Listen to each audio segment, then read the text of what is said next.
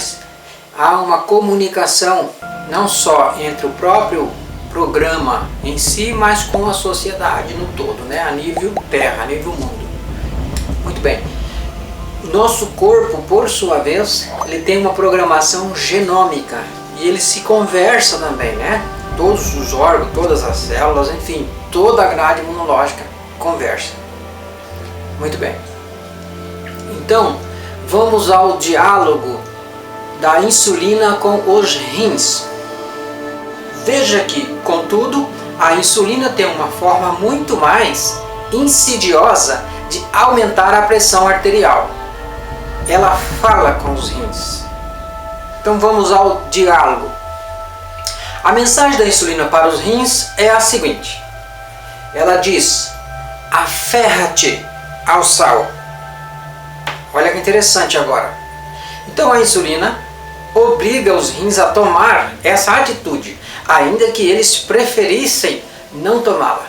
Mas devido ao fato do corpo controlar parcimoniosamente o sal, como também faz com o açúcar, os rins concluem.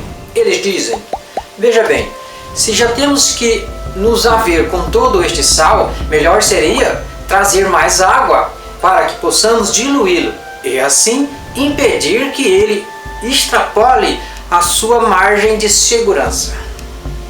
Muito bem. E isso é exatamente o que eles fazem.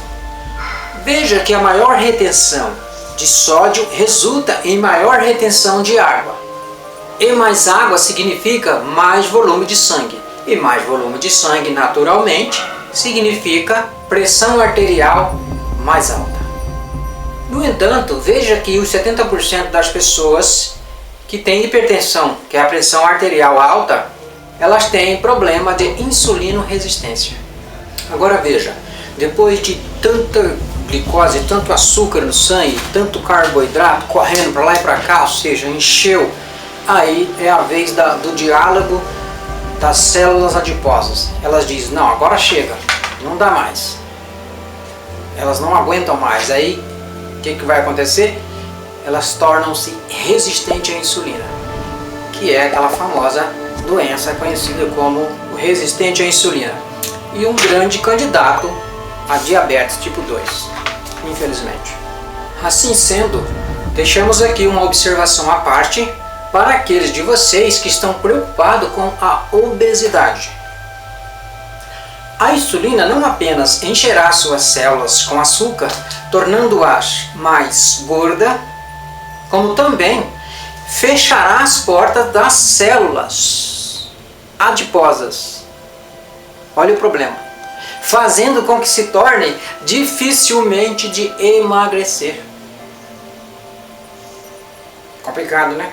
E um dos motivos pelos quais o excesso de peso aumenta significativamente o risco de cardiopatias é que todas as células adiposas estão cheias de substâncias químicas que contribuem poderosamente para muitas inflamações. E aí quem viu o vídeo anterior vai ver lá como que o sangue chega, né? O que a inflamação faz? Sobe a pressão arterial e ela vem com força e bate na bifurcação das artérias e ali começa, né, a aumentar essa inflamação. Aí começa a carrear mais inflamação, atrair mais agente patogênico e aí interfere no sistema cardiovascular. E aí complica, falta oxigênio no coração, falta sangue no coração e depois o músculo começa a inchar, crescer. E depois começa a doer, que é a famosa angina. Né? E por aí segue. E quer saber? O cerne de tudo isso é a inflamação. O excesso de açúcar, principalmente depois da meia-idade, o excesso de estresse oxidativo que inflama e consequentemente é um quadro que se você não mudar o hábito, se você não mudar de hábito, de alimentação, fazer limpeza intestinal e suplementar e ter uma vida mais ativa, fazer mais atividade física, uma caminhada, por exemplo, que é de praxe, né?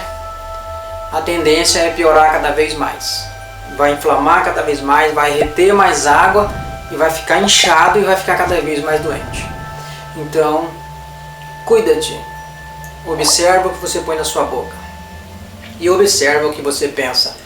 Vigie a atividade interna da sua mente externa. Simples assim. Namastê.